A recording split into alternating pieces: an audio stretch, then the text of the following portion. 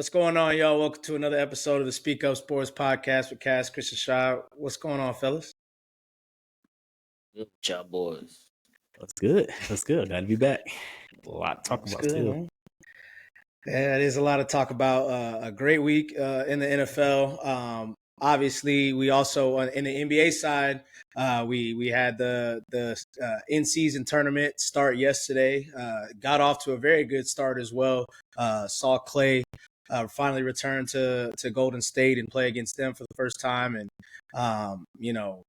had some interesting moments with the Heat. But we'll get into that at some point as we get a little bit deeper into the in-season cup. But looking into the NFL, obviously we got news today. Shane Waldron has officially been fired following the Bears' offensive performance really all season. But this past weekend against the New England Patriots, how did you guys feel about that? Do you guys think that was a move that was necessary, or there was also reports about Tyson Bagent possibly having some players go to bat for him to the coaches in place of Caleb, a la some other situations that we've seen around the league. How do you guys feel about that as well? I think the writing was on the wall a little bit from it. When they started the players only meetings and having like the veterans go and meet with coach and Shane and talk about how the offense, like this has all happened in the past, a few weeks. Talk about how the offense isn't where they want it to be. This is like Keenan Allen. I think Lewis was in there too. DJ Moore. So it's like your veterans are like coming forward a lot, about like what they feel like you're lacking, and that's never a good sign. So I mean, I had Eberflus on my hot seat last week. I guess I should have had Shane Waldron on it, but overall, it's just a mess. It's just a mess up there in Chicago, and they hopefully, what's his name, Thomas Brown. Hopefully, he can figure it out. He has the Rams connection, so maybe he offense moving forward. But yeah, I'm not surprised. I wasn't surprised at all, not the least bit.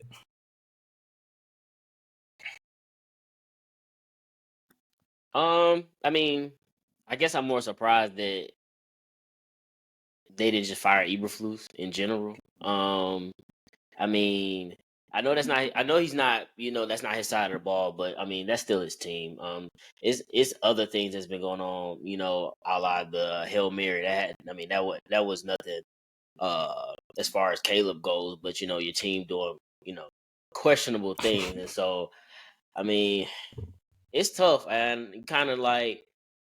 You kind of hate it for Caleb because what if this offensive coordinator don't work out? He would have had 3 by the time next year start. That's not good for up a young quarterback. You want to have an established play caller, play designer, or whatever, at least through your first 2-3 years at least.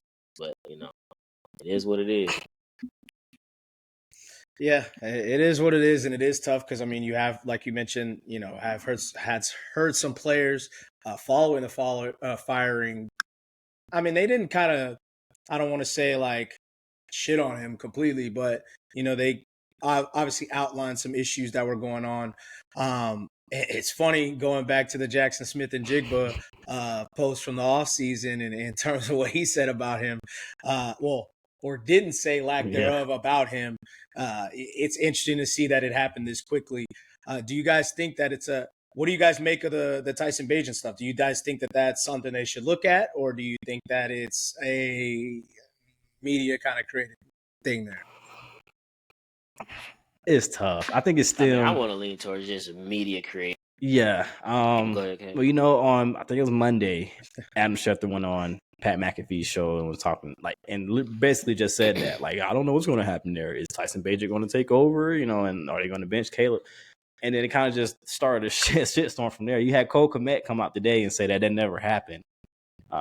Which you got to say it, his position, but you just know it's if you address it. Yeah, if you would bring more light exactly. to it. So you got to say it, but at the same time, it's like there were some people in there probably. I don't know who it was. Maybe Lyman. Something. I don't know. Maybe because the way he plays makes them look so bad. Honestly, the way Caleb plays makes is not a good because he's holding the ball 4 or 5 seconds at a time. and you can't ask them to do that much. Like, I mean, they are getting paid pretty good, but it's a lot to put on their plate. Like, it's every play he's dropping back there, just holding on to the ball. And even when he's not, like, it's just the whole offensive operation just looks so bad. So I wouldn't be surprised if it did come from like linemen, honestly, with that. So, because everybody's saying DJ Moore, but I don't know if DJ Moore came and said that shit. Everybody like, oh, DJ Moore definitely the one that said that. And I'm like, possible, but because he left the field and went on the bench. That's tough. Yeah. You say you was leaning towards media created, Chris? Yeah. I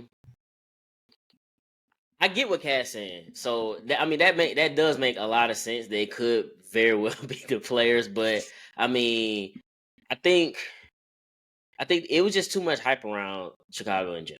So and it just affected as far as how we view or what we view about Caleb Williams. And so I think it's just one of them topics where let's cause some controversy, but I just can't see no players doing it. I mean, you just spent the first round pick. I know players probably don't care about that part, but I don't know. I just feel like for him to be a rookie and they're taking this approach is kind of wild. And it is interesting because if you think, as I mentioned, this has kind of been the theme almost of the season so far. The QB changes, talking about the young quarterbacks, aside from C.J. Stroud, obviously, and then Jaden Daniels. I don't want to say Drake May, but Drake May did obviously kind of go through a QB change. Bo Nix, a young guy that's been playing well. So, but even early on, some people were wondering about, Jarrett Stidham, Zach Wilson. But it's kind of been a theme. But it's interesting to look at the rest of the young players that have been benched or were in that situation. They all mention players asked for it. So is that it's just interesting that keeps being the theme that's recurring. They always keep saying that players are asking for it. So in this situation, I just feel like the entire team been hype about Caleb. It seemed like basically since like February. I mean, they obviously knew they were going to get him the entire time. So I don't see how they would turn on him this quickly into the season, especially given some of the games that he has had, because it's not like he's played ass in every single game. It's just been a rough streak the past 3 games or so. He did have a rough streak to begin the season, but he also had a few excellent games, especially that one against Jacksonville. So it is interesting that certainly seems to continue to be the theme from the media there. But in terms of the rest of the NFL, I mean, we got Baltimore, Cincinnati. Obviously, we had Kansas City almost going down with a blocked field goal to end the game. We saw a crazy game on Sunday Night Football. I wouldn't say it was a crazy game, but it was a good game between the Miami Dolphins and Los Angeles Rams. What was your takeaways from this week, and what did you guys think was the best game this weekend? Ooh. That's a tough one. There's a lot of good games. There's a lot of good games. There's a lot of close games that weren't good, but they were close. Like that Sunday night one with Houston and Detroit. That was one of the worst performances. Like that was ridiculous. But I'll say the best game to me. I mean, I got to go with Steelers Commanders. Just the way that it kind of played out with it just being a back and forth affair, and you could tell like they were giving their best. Like they were throwing haymakers to each other pretty much. And huge plays down the stretch from the Steelers, from Mike Williams, from Russ, to kind of seal it against Washington is proven to be a legit, like, good NFL team. I just, you got to give it to them. Even against a tough defense like Jaden Daniels, he hasn't played great, you know what I mean? But he hasn't stunk it up by any means. And he still always has that threat. You just never really know. It's just tough to game plan for it with that kind of speed and that, So I would say that's probably the best one I watched. Like, it was like every time I turned to it, it was like, boom, they were just driving, throwing haymakers, getting crucial stops. For the fourth quarter of that game was very interesting. So, because it was like, who was going to score pretty much. And then it came down to the play at the end. So, or towards the end. So that's the one.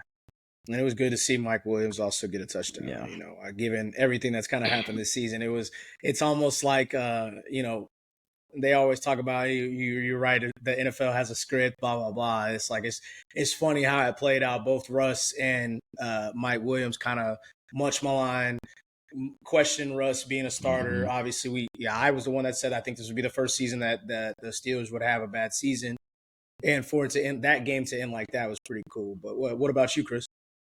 Man, I mean, I just gotta go with the first game of the week. I mean, Ravens versus Baltimore.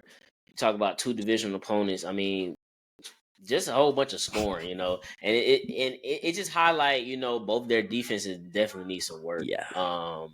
But I just like what I seen from both teams as far as offensively, and then Jamar Chase, monster game, 200 yards. He was doing whatever he wanted. They had no answer for that. And it sucks that it came down to them not being able to convert a 2-point conversion, or we would have, or they would have won the game. So yeah, it's funny how that played out. Yeah, it's tough. Yeah, right after like the Monday night game where they chose to go into overtime. Right, and I will say I was completely right. I mean, you could have did the same thing, but again, at that point in time, you had the momentum. You just drove down there less than a minute, really, to get down there. You got the momentum. Go ahead, go for the for two. sure. Whoever got the ball first in on the overtime was road, going to win that just- game just go for the anyway. two, man. Yeah, so because they weren't stopping. Neither defense was stopping anything. So whoever got the ball first in OT was probably going to score that thing. But yeah, I like that game as well.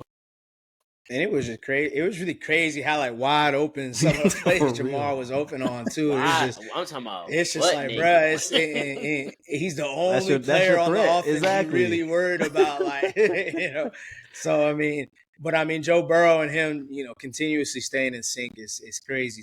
Their connection since college, it's been insane. So I probably would agree that was probably the best game of the week. But I mean, I honestly appreciated the Houston Lions game because obviously it was ugly. So ugly. Don't get me wrong, but to see the Lions, continue to be resilient. The Texans got some questions about them for sure. Obviously, I had CJ on Hot Seat Watch, and it's something we talked about. Players only meetings with Shane about the Bears earlier.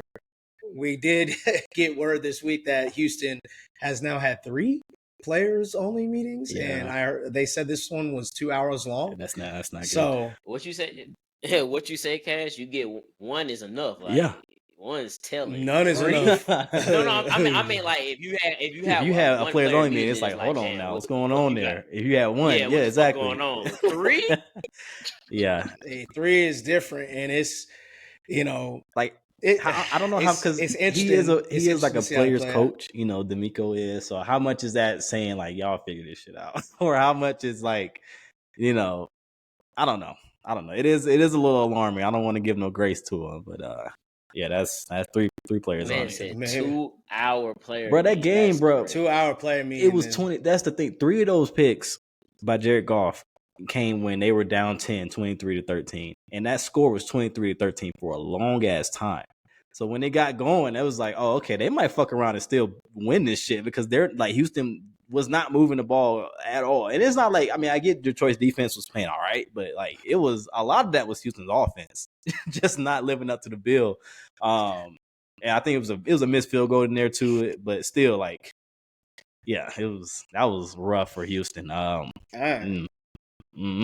It's a little. I ain't gonna lie. I don't think at any point during the game where I was like, Detroit is just out of it. Like that shit was. And he was throwing punts too, pretty much. Interceptions were pseudo punts, so that helped a little bit too. The first couple were crazy too. Like it was just an ugly game. But it was an ugly game. But I mean, just to see that, when you say a team of destiny, and I'm not saying that the Lions are a team of destiny, but when you look back on seasons, especially when teams go on a Super Bowl run, whether they win or lose, it's typically stuff like that you see that you start to see pop up throughout the season. So it was just interesting to watch, just to see how resilient they were. And now they get Zadarius Smith back. He obviously didn't play this past week, so it's things gonna start heating up. We're going to see on Thursday night, because Thursday night is going to be a huge game for the NFC. Huge. We gonna see. We are going to see. But aside from that, obviously, we also got the news. We got to touch on it a little bit. We got the news that Anthony Richardson is officially starting for the Indianapolis Colts again. Supposedly, he's supposed to be the starter for the rest of the season. When you guys saw the news, what did y'all think? After hearing that. Just, I mean, utter confusion. I guess that was what I would say. I think, I mean, at the way Joe Flacco played, you had to. At this point, you had to. You took your shot. As much as people disagreed with it or agreed with it at the time when the Colts were 4-4, it was like, okay, you took your shot. You think Joe Flacco gives you the best chance to win, and you go around and have the two worst performances. So that's the worst part about this is that y'all could have won both these games. Legit should have won, honestly, both these games. The Bills were selling on Sunday, and we all know how the other game went. So it's like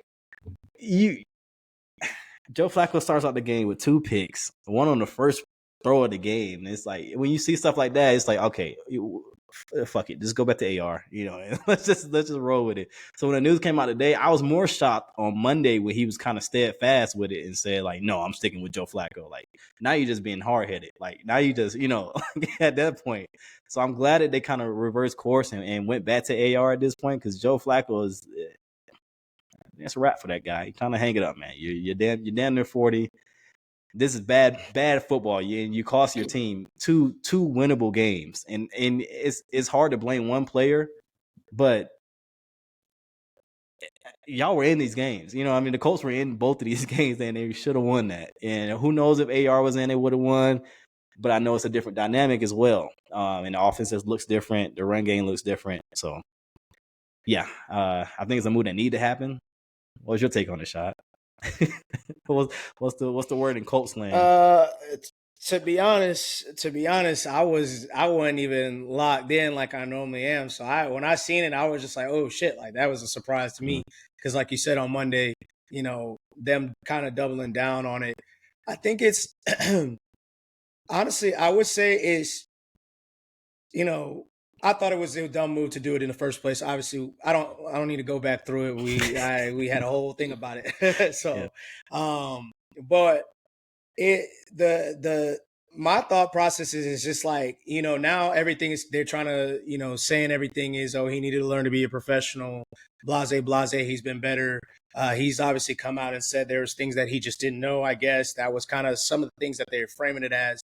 And it's just like you said, number one, it's frustrating because there was 2 winnable games, but it's also like, why do NFL teams, why do sports teams, and this is not just NFL and sports, it's really, companies, I feel like worldwide. I'm sure y'all might even feel the same way about places that y'all work, but why do people feel like transparency is bad? Why couldn't we have just said from the jump, he needs to learn to be a pro. We need to take a step back, do blah, blah, blah, blah, blah, if that was really the case. Why do you have to go through the Joe Flacco gives us the best chance to win? Why do we have to do all of that extra shit? Yeah. Because why? What's the purpose? Why is transparency so bad? Like, it's okay to be wrong, but if you're accountable about it, then it is what it is. Like, people will always respect accountability. So I just don't understand why NFL teams in general feel like transparency is just such a bad thing. Or, I mean, it's not just NFL, it's sports. Like I said, it's companies worldwide. Like, why do you guys feel that transparency is bad? It's never bad. People will handle it the way that they handle it, and that's it. But if you're, it's just look at the 49ers. The 49ers traded 3 first-round picks for Trey Lance. And is anybody fucking talking about, or like, people say that they lucked into Brock Purdy, blah, blah, blah, blah, blah. But they were, they said they made a mistake. They felt they had a better player, even though they might have felt like Trey Lance could still be somebody that's potentially good. But they were transparent about it. They got off of their move, and that their team has been propelled to an NFC championship and a Super Bowl because of that. Yeah. It's just like, I think it just stems from like, I think that lack of transparency. I agree with you 100% on that because that lack of transparency brings in the media. It brings in like made up narratives. Like that's what you like that you're opening yourself up. Exactly. Just be honest about it. Just be upfront. Like what are you doing?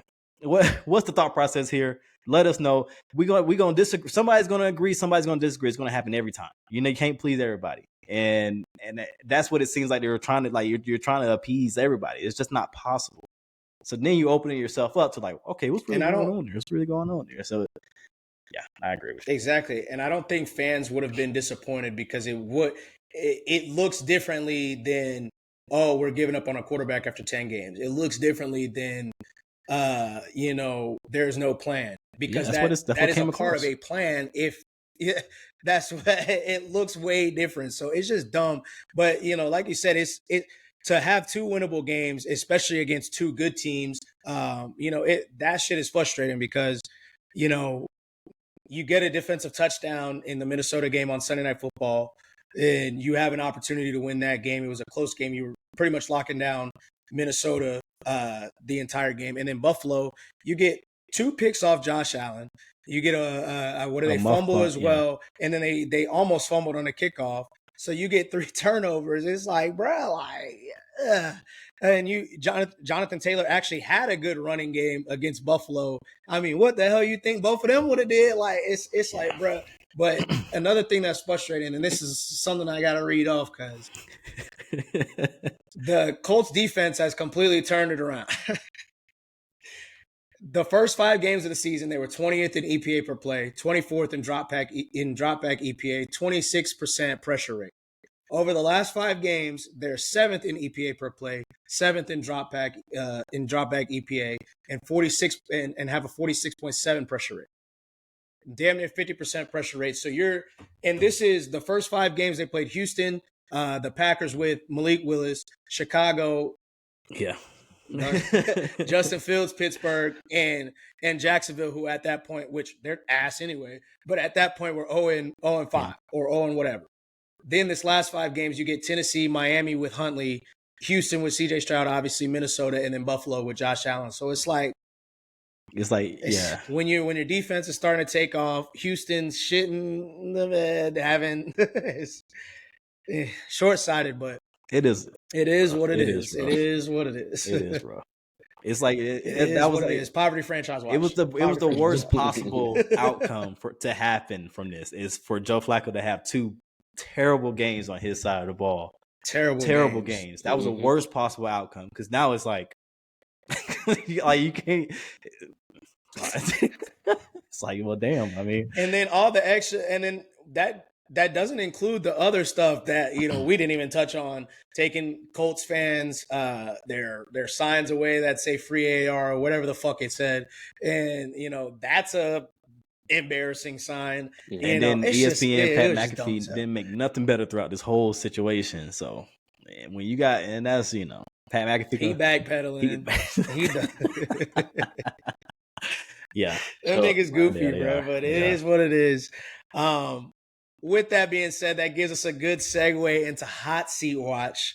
Because it's a lot of bad football. It's a lot of bad football in the NFL. It's a lot of bad football in college football. It ain't, people can say it's parody, but I don't know. It's a lot of teams that aren't looking too great this season. But in terms of hot seat watch, who you guys got this week and why? Go ahead, Chris. I got the Rams on hot seat watch, and this is more so because of just the overall sense of everybody is acting like they some demons, like they like that, but they have not. What? I said fake demons, huh? Yeah, basically, because I mean, this last game against Miami, I mean, Tua, he just getting back. He's trying to get back in the rhythm of things, but Miami has not been a good team all year. Like, their offense could not do anything. Like, they just was not clicking at all. And this is a division where, San Francisco is getting healthy.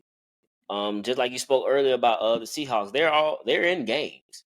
And right now, currently, Cardinals is leading your division. So you can't fall behind the waist. You just can't fall back. So I got them on hot seat watch because they're playing a subpar team, but a team with a good defense this week in the Patriots. So we're gonna see what they do.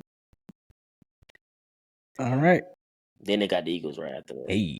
Oh, Hey. that's why. That's why you nervous, nigga. You see, he tried to slide that in at the Fake end. demons. Everybody Okay, saying they like that. So we're gonna see the fake demons on Thursday. Ooh, I can't yeah, wait. right. But with that being said, what about you, Cass? All right, I gotta do it. We are 10 games in. And I gotta go with Raheem Morris.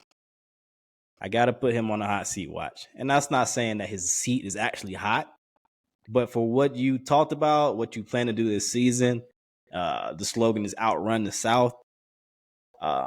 You dropped the ball on Sunday against New Orleans. You sit at 6-4 now. You have Denver, a big road game coming up against a solid, really solid defense, and a rookie quarterback who's been playing well, whose system is fitting him. This is a huge game for the Falcons because even though you got 2 games up on Tampa Bay, and of course, you know how we're 4-1 in the division now. You still gotta like what you thought or what we all thought. You know, Falcons Nation thought that the back half of this schedule would be a little like, all right, we can after the bye we can kind of you know win out. But then you turn around and you got the Chargers who's playing well, Minnesota who's they're still winning. You got Vegas, okay, but then you got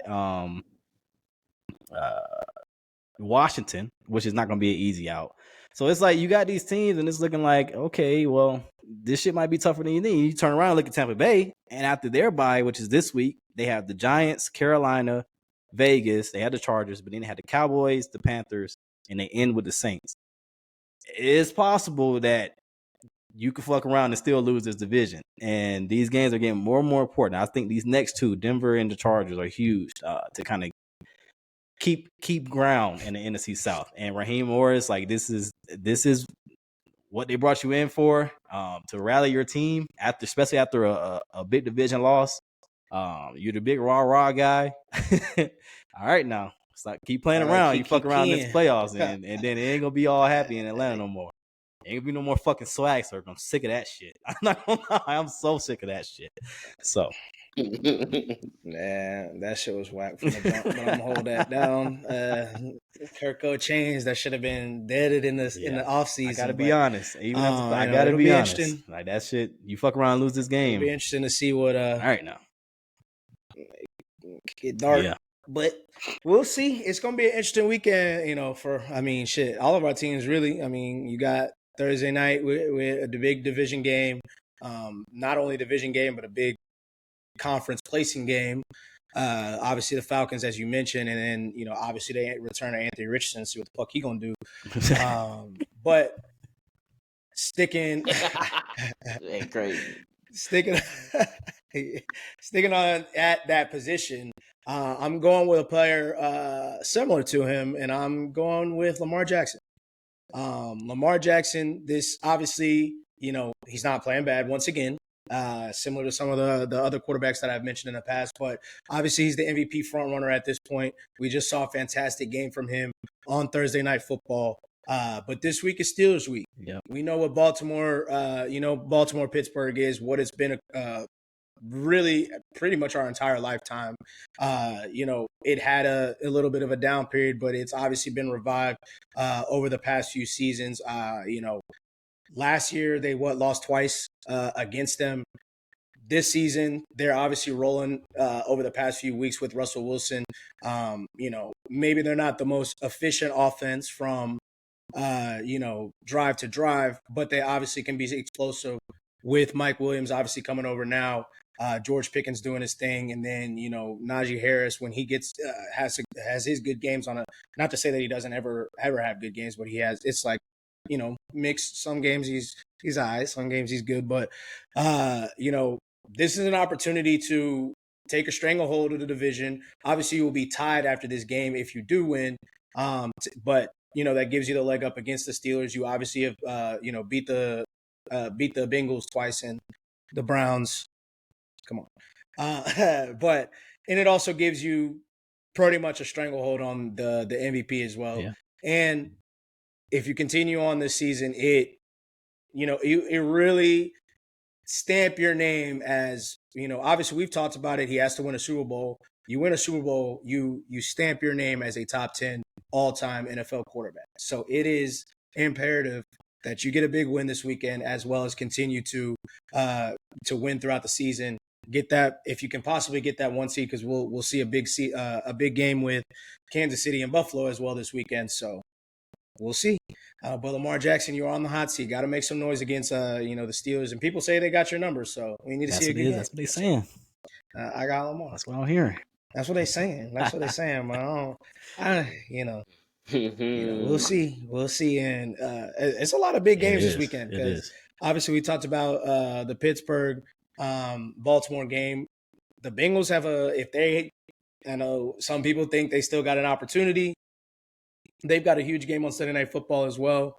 We talked about the big Thursday night game, and we can get into that right after Cass gives us a rundown of the picks last week. But it's going to be a big week, so let's go ahead and hear it, and let's get into it. All right, shout out to Chris last week. 5 out of 6. The only wrong pick was the Giants, which that game was I know. It really bullshit. I should have went 6-0. Man. Oh, You picked Denver really too. bullshit. Oh yeah, you picked Denver over. Yeah. True. And then you also picked the Rams on Monday night. So you end up getting 4 out of 6. Yeah, I picked the Rams. And I only got 2 out of 6. So I had a terrible week. So my only 2 right. Yeah. Oh yeah, you picked the Bengals. I picked the Bengals. I picked Washington. Yikes. Only ones I got was Kansas City and Detroit. So I got some ground to make up. So overall, it's 34 for me. Chris, you were at 38. Shy, you're at 31. So I got some ground to make up. Yeah. The rundown, DK Metcalf on y'all niggas. But getting into the Thursday night game, we done hinted at it so many times. Huge divisional game in the NFC East. Huge, like I said, seeding game for the NFC playoff picture. We've got the Washington Commanders and Chris's Eagles in Philadelphia. Obviously, it's the first time we're going to get to see Jaden Daniels versus Jalen Hurts as well. So who you guys got and why? Man, you already know who I got. You already know I got Eagles. I think it's gonna be a good game, like you said. This game really slick for all the marbles. To be being honest, as far as the division goes, I feel like whoever come out on top in this game, they have a direct path to getting the division. I'm just interested to see both quarterbacks on this stage. Well, as far as more so Jaden Daniels, since he's a rookie. It's gonna be some fireworks, but I got my Eagles flying high, man. Ooh, it's a huge one, like you said, Chris. With how the Giants and now Dallas are playing and how they're going to be pretty much in the foreseeable future this season, it's y'all two at the top battling for it. And this is a chance, especially at home, for the Eagles to get one in their bag, and I think they end up getting one. I think the defense has a huge performance in this one. That kind of puts them over the top. But I'm expecting it's tough because Thursday night games, it's always like, well, what are you going to get? And we've had some good ones. I'm not gonna lie, like the one last week, like the one a few weeks ago with Atlanta Tampa Bay. It's a divisional matchup, which I think, this is a side note, I think every Thursday night should be a divisional game. I think that kind of makes it a little bit more. But anyway, but yeah, I got Philadelphia. Yeah, you should do that, man. Okay. So y'all both got Philly. I mean, it is going to be an interesting game. Obviously, Philly coming off of another dominant win, whatever the fuck that was in Dallas last week.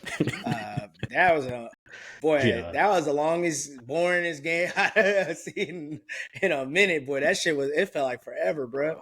But obviously, Washington coming off of a tough loss, as we mentioned, with Pittsburgh. Philly's defense has been playing well over the past few weeks. I mentioned it when we had talked about the Bengals and Philly game, and that's kind of why I went with Philly. Washington's defense has also been playing pretty well. They had a really good game against the Steelers. Obviously, we saw how it ended, and it's kind of coming together for them. But, I mean, I just think the Eagles' defense, the young talent is all starting to click for them. The one thing that I do have, I am nervous about is Dan Quinn has given Jalen Hurts problems. They don't have Micah Parsons. They don't have DeMarcus Lawrence. So, that's, it is a little different. But, that might be, I think that'll lead to a little bit of a low scoring game. But I do think that the Eagles being at home, being a little bit more of a veteran team, I think that the magnitude of this game is huge, and I think they take advantage of it. So I'm going with the Eagles on this one. I better not see Jalen Hurts come out and turn the ball over 2 times in the first 2 series. Doing all that. Nah, I don't want to see none of that I'm too cool for school ass running. That shit be pissing me off. Like, bro, run, nigga. Like, go, bro. Like, what you sitting jogging for? Bro, like, run, bro. Like, what is you? He be doing all that timid running and shit, bro. Like, just take off. Like, get the first, like, or whatever, bro. Like, cool, bro.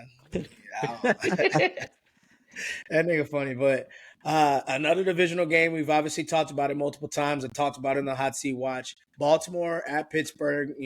Not too much needs to be said. This is for first in the division as well. Who you guys got and why? It's tough. I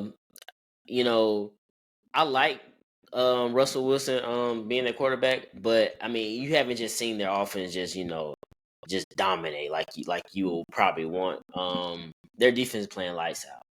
But it's funny because it's kind of like the opposite for Baltimore. Their defense is not playing good, but their offense is legit lethal. But I'm gonna go with Baltimore. I think they get rid of the bugaboos and they actually go down there in Pittsburgh and get a dub. Okay, this was tougher than I thought to pick. I've kind of been going back and forth on it, but honestly, I think I'm gonna go with the home team on this one. I'm gonna go with Pittsburgh on this one. I think they kind of pull it out. I like Mike Tomlin. Like, he's been, his media is always funny, but this week especially, like, I just think he knows what's at stake here. He knows how good this team can be if they're clicking. And I think they pull out this one. I think they kind of make a statement on this one that they really want this year, and he wants to win the playoff game for the first time in a long time, and not just make it there. So yeah, Pittsburgh at home. Yeah, I'm not picking Russell Wilson over Lamar. I ain't gonna lie. Pittsburgh has been playing better, like I mentioned, than I thought they would. And it has been actually, fun to see. Obviously, Russell play a little bit. He hasn't been great by any means, but getting back to kind of how he played in Seattle and played, last year in some of the games in Denver, where they played those close games. He wasn't necessarily great, one quarter 1 through 3, and then all of a sudden, fourth quarter, he's throwing moonballs in his touchdowns somehow. I don't know, but I think that the Baltimore Ravens, they're rolling offensively. The defense will catch up eventually. They obviously have mentioned some frustrations in the locker room about how poor the defense has been playing. And so I think eventually with the new coordinator, they'll eventually figure it out. I don't know. I'm not saying figure it out as in terms of like starting to be like a top 10 defense or anything like that, or what they were like last year, but at least being kind of respectable towards the end of the season as they get into the playoffs. So I'm rocking with Baltimore in this one. I think Lamar continues. He makes a statement and has a big game against Pittsburgh. And Pittsburgh's been on a little roll for a little minute. I don't know if they're the team to keep a win streak going. So I'm rocking. Russ undefeated as a starter. We'll see. It's gonna be a good one. This is one of the times where it's a nice slate in terms of the 1 o'clock, 4 o'clock, the Thursday night. Monday night it's a snoozer, obviously, so we'll get into that a little bit. But it might be a snoozer. We don't know because so you might fuck around, make it a game for interesting. Sure. Yeah. But getting into the next game, Denver or Atlanta at Denver. As Kaz mentioned in his hot seat watch, it's a big game between two teams that are, I don't want to say at a crossroads, but obviously Denver's had a couple tough losses. The Falcons had a tough divisional loss as well last week. So who you guys got and why? Whew, shout out to my boy Cass. He's gonna be at the game at the press Right. boxes. You know, he got it like that. Be in the press So box, man. yeah. Facts. They But said he the Raheem. man, it's gonna be interesting game for me to pick. Denver got a good defense, and they definitely get after the passer. And that's one of the weak points of the Falcons. Kirk Cousins, he's not really that mobile. He doesn't move around a lot, and so that statue in the pocket versus Denver, that's not good. What gives me pause though is y'all defense, Kaz. It's something about it. It's like y'all have playmakers there, but it seems like every game y'all missing key plays. You know that they can like put it into where the fuck the opponent doing. And with that altitude, I'm gonna rock with Denver.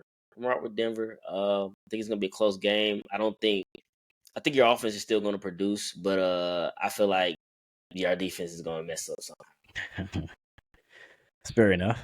I'm not gonna lie. Like I'm glad that Denver is playing as well as they are. I have a lot of obviously friends that I work with that are Broncos fans, and their energy is high this season, way higher than they thought it would be, way higher than everybody around here thought it would be. So this is a huge game for Denver to kind of keep their momentum rolling. They lose this game, it gets a little bit murkier for that last wild card spot in the AFC.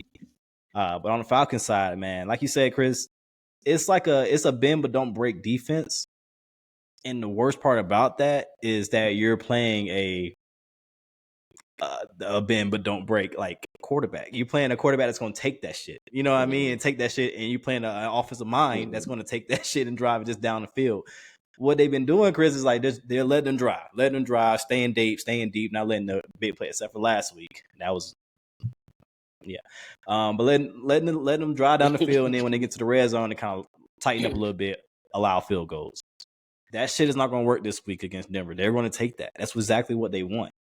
They're going to take that. They're going to control the time of possession, and then hopefully their defense makes plays. It's going to be tough. It's going to be real tough. I think it's a real big challenge for Atlanta, and however the outcome of this is, it shows me something for the rest of the season, like what's going to be. I'm going to go Atlanta with this one, of course, but I think this is going to be a very, very tough game. And I'm gonna be sick in that crowd. Boy, I'm gonna be sick. I'm gonna be nervous. You hear inside in that crowd. You heard the crowd, not the press box. Mm-hmm. That's still the crowd in there. It's gonna be an interesting game because, like I mentioned, Denver's coming off 2 tough losses, and you know a team like this that's probably had a little bit of better start than you expected. And even really probably, not really. They outplayed the Chiefs last week. They probably should have won that game. They should have won that game last week. The Falcons, you could have said that they should have maybe should have won that game last. Well, it's tough because Alvin Kamara, goddamn. Easy one. Yeah. Well, I don't know if it was that long. Easy one though. But the Falcons obviously missed a lot of field goals. But this is. Obviously the Falcons got some beef with Sean Payton just off natural previous rivalry. So I do think that it'll be a fun game. But I'm rocking with Denver as well. I think the defense, as you mentioned, Chris, is good. They got after the Chiefs last week. It was Patrick Mahomes had to do a lot to get that little 16 that they had. He had to do a lot. And, Kirk is itching for that pick six. Very much. He flirts with it, bro. He flirts with it. He's been flirting with it, and I think this is one of them 2-3 interception games from Kirk. We get a close. They close it in at the end, make it interesting. But I think that Denver wins this one with Bo Nix playing high. I'm not saying I think the offense has been all right. It ain't been nothing too spectacular. World beaters. To your point, Chris, especially after the first two drives or so. But go ahead. 3 of our 4 losses, Chris, have come in a game where Kirk has had a strip sack fumble. And this Denver defense is liable to do that shit. It's the 4 losses that we have are the 4 teams outside of Dallas that gave us the most pressure. That pressure Kirk the most. and Mhm. it's not a good matchup. It's like I'm not gonna lie, I'm a little worried about it, and but we're gonna see. We're gonna see. It's going to be interesting to see on that 1 o'clock slot. But getting into the next game, we've arguably the biggest game of the week. All the in terms of the hype and in all the games that we've talked about thus far. But Kansas City at Buffalo, another huge game in terms of seeding because obviously Kansas City is undefeated. They snuck past Denver and have been sneaking past a bunch of teams over the past few weeks. Buffalo coming off of the score was dominant in terms of against the Colts, but I wouldn't say a dominant win, but a really good win against Indianapolis this past week. Who you guys got and why?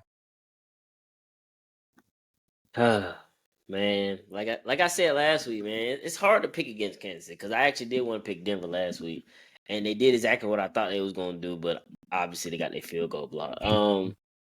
So it's tough, but I'm gonna rock with Buffalo. They are at home. I know it's not typical weather of Buffalo just yet, but I mean they're playing at home. I think they're gonna get past the Chiefs. They usually beat them in the regular season. It'd be the playoff that they have issues. But I'm rocking with Buffalo. I'm gonna go with Kansas City in this one. I just think they end up finding a way somehow. It's definitely gonna be a tough game for sure. And we'll see if that offense for Kansas City can kind of, because I think Buffalo's going to get theirs in this one. I know, like the Kansas City defense is good and all, but I think Buffalo's offense is going to get there. So I think it will be about the Kansas City offense, like moving the ball down the field, controlling that clock, and scoring, and not just kicking field goals. So I think they end up doing that this game. Yeah, it's going to be interesting. Like I said, it's the biggest game of the season, and it's not, and honestly, might be the biggest game of the season. Yeah, I think probably depending on how you want to look at it. It also gives, depending on how that 1 o'clock game goes with Baltimore, it could possibly give. I don't want to say that it would give Patrick Mahomes a leg up in the MVP race, but I think that it would give him he might jump to second. I think that it could possibly give a leg up to Josh Allen, though, if he wins. And obviously Lamar Jackson has a bad game against the Steelers. It's a big game. Like I said, the Kansas City hasn't lost, obviously. Last week I picked, the Broncos, given Sean Payton's record versus Andy Reid, given how close they've played. Well, obviously, we saw how the game went, how close they played last year as well. I just think that Kansas City's been flirting with disaster for too long. And eventually that thing, I mean, you can't, obviously the defense has been playing well, but you can't continuously play mediocre football, in my opinion. I mean, they're getting it done in situational football, but you can't continuously play like them close games, and especially these good elite teams, which we think Buffalo is. So I think they actually dominate, and we get like a 30-17 win. I'm thinking or hoping that Amari Cooper comes back. Keon Coleman is out this week as well, so Mac Hollins. It will be interesting to see if they're hurting, and that might change things up a little bit. But I'm thinking that Amari Cooper gets back, so I'm rocking with Buffalo on that one. But Sunday night in another big game, not as to the magnitude of those other games, but two quarterbacks drafted in the same draft class, Joe Burrow versus Justin Herbert. Both been playing well this season. Chargers are in a position that they're fighting for a wild card. The Bengals obviously have been fighting from the bottom from the jump. But who you guys got and why? I feel like every game for the rest of the season, the Bengals gonna be fighting an uphill battle. Until their defense sure up, their offense can do all they want, but that defense is just leaking oil everywhere. And I feel like this is a game where Justin Herbert, that offense is gonna dominate. They got a solid defense, but I really think the biggest part of the game is going to be their offense going to dominate. So I'm gonna rock with the Chargers on this one. No surprise, I'm gonna go with the Cincinnati Bengals in this one. I will say a loss here to this team who is poised to get one of those wild card spots is going to end their season. And I think they know that.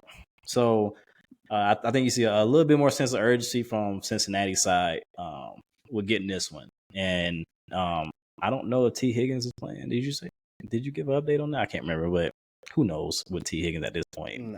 I'm not sure. Who fucking knows?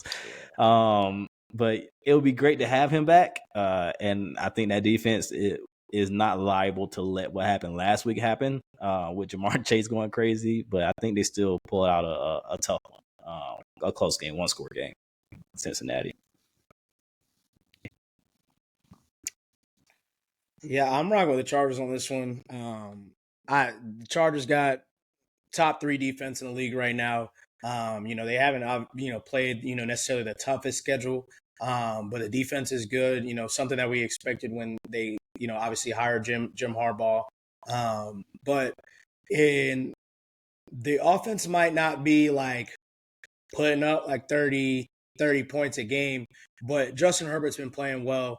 Really well, especially the past few weeks. That Cincinnati defense, I mean, we've talked about it enough. We talked about it all season. It's just not good. And I don't think that they'll be able to contain them as much. I do think this is actually the first game that we get kind of a big offensive game from the Chargers. And I just think that the Bengals are they're on their last leg, and I think it's the dam is about to break, and I think it's there. Like you mentioned, Cass, their season is right on the cusp of being over, and similar to a team we're about to talk about next, I think that we're going to start kind of hearing the same quotes, similarly to thinking that sounding like their season is officially over, as opposed to what we've heard from Joe Burrow recently in terms of we could win 10 straight or whatever the fuck he said. So I don't know, we'll see, but. I am looking forward to it. I do think that it has potential to be a really good Sunday night game between the two teams. But I'm rocking with the home team. But getting into the Monday night game, a game people probably thought was going to be really good at the beginning of the season. Obviously, we talked about the stinker that Dallas put up with the Eagles last week. And honestly, can we even say that Houston put up a stinker as well? Maybe even worse than Dallas to have 5 interceptions and you still lose the game. So it's going to be interesting. I don't know what Dallas is going to do at the quarterback position, but Houston versus Dallas, Monday Night Football. Who you guys got and why? Oh man, I mean, I'm a rock with Houston. I get what you're saying because I totally agree. Houston has not been playing good. I mean, you pick the ball off 5 times, you should not be losing this game. But from what I saw from Dallas in that offense, man, look, I don't think there's a worse team in the league with how their offense looked last week. And I understand our defense have been playing much better than probably expected, but I mean, shit, that offense couldn't do nothing. Like, I don't know where they go from here. I don't know what Dallas' plan is. Dak is out for the season, obviously. So, I mean, are you really trying to win games anyway? Maybe. I don't know. Mike McCarthy, if I was him, I wouldn't give a fuck. I'm not going to be here. I don't know. But yeah, throw Trey Lance in there for a drive. They're just that bad. It's not right. I mean, it's not even that I think Houston is great because, like I said, they haven't been playing good. But Dallas is that bad. So, I'm rocking with Houston. I'm working with Houston as well. I'll keep it short. Dallas does not look good. I think we see a big Joe Mixon game on the ground here. Nico Collins should be back for this one. That would kind of boost, I think, their spirits just overall as a team. Even if he doesn't have the biggest game, which he might. You know what I'm saying? It is Nico. He's been balling. But I think it is a Joe Mixon game. And they control this pretty easily. Yeah, and I think Houston's defense gets after Dallas pretty quickly. I don't know what they're going to end up doing at quarterback. Obviously we saw Trey Lance come in the game last week. I think they should probably stick with him just given his legs, but I don't think that they could be as bad as they were last week at the same time. So I could see them, rocking and going back with Cooper Rush as well. But I don't want to pick them. I'm not going to pick them. Houston is reeling. I don't want to. We've talked about it. Three players only meetings is damning if that is, especially for a team that given their record, because it's not like their record is bad. They're still first in division, in a division that, I mean, it looks likely that they'll probably win, given the situation with the Colts, and then obviously the Titans in Jacksonville. They're just dead men walking. But it could. I do think that it's going to be a lot closer than we think. Regardless of if Houston wins or not, but I'm going to rock with Houston just because I trust them more than I trust whatever the fuck's going on in Dallas. So fair enough. I'm rocking with Houston, and that kind of gives us an ugly wrap to the end of the week and end of the picks this week. But before we sign off, NBA Cup just started. The East has looked ugly so the bad. entire season thus far. Aside from obviously the Cavs are on a roll right now, looking like not looking like. I mean, they are a championship contender at this point. If you're saying a 12-0 team is not a championship contender, then what do we do? But Boston, obviously, they're Boston, and then on the West, I mean, it's been a dogfight. Obviously, we see what OKC is doing. Nikola Jokic is putting up monster numbers to keep the Nuggets afloat. The Lakers have been hit or miss. Obviously, the Suns have been kind of running it thus far. But the Cup is interesting because last year the Lakers weren't that good. Obviously throughout the entire season, but they kind of went through the Cup and were pretty dominant, and they looked like they were going to be a really good team throughout the season. So, and then we also saw a surprise team in the Pacers that kind of helped propel them to an Eastern Conference Finals appearance. So, who you guys think that is going to come out with a Cup winner and in-season tournament banner this season, and why? Real quick. Yeah. I'm gonna just keep it simple.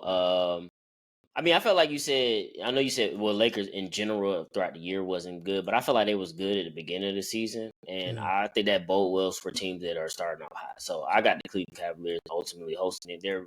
They're the hottest team out there right now. So, and especially now they about to start playing their group plays. Their group plays are pretty soft for them. So I think they'll take it. Who you got a meeting though? Who from the West? You said who from the West? I got them meeting the Thunder. Okay. All right. This one, I mean, again, this was tough for me. I wanted to go with Cleveland, but I knew you guys would, so I'm gonna go with the Knicks. I think they had the easiest group play with having Orlando, which have been playing good until Paolo got hurt, and then of course they got Philly, Charlotte, and Brooklyn in there. So I think that's an easy path to the 4-0 that they need. And then we'll see what happens with the tournament. And in the West, look, I was gonna pick. It's tough because KD's hurt and he's out for however long now. And Phoenix has been rolling. The easy pick is OKC. Could be Denver, but I'm gonna go. But Chet's out. But yeah, Chet's out too. I already know you're about to say something bullshit. No, I'm a boy Reggie would like this one, but I'm gonna go Golden State. I'm gonna go Golden State with this one. I think they get hot and go on just a mini little run, and that's all you really need is for this in-season turn, just a mini run from Steph to go crazy. And they already want to know in their group. I want to pick Denver. I'm not gonna lie, I want to pick Denver, but I'm not gonna do it. So Golden State meeting, my bad. Golden State meeting the Knicks, and I got the Knicks winning the in-season tournament because I think they're a team that's gonna win that shit, and there's gonna be jokes from now on, just like the Lakers were last season, kind of. So, yeah. So I actually think this is going to be an interesting one because there's been a lot of good teams, in the West. Some teams making, I don't want to say necessarily making some noise, but the biggest thing that's going to be interesting is the running it up on people as well. Obviously in the group play, that was something that was interesting to see last season.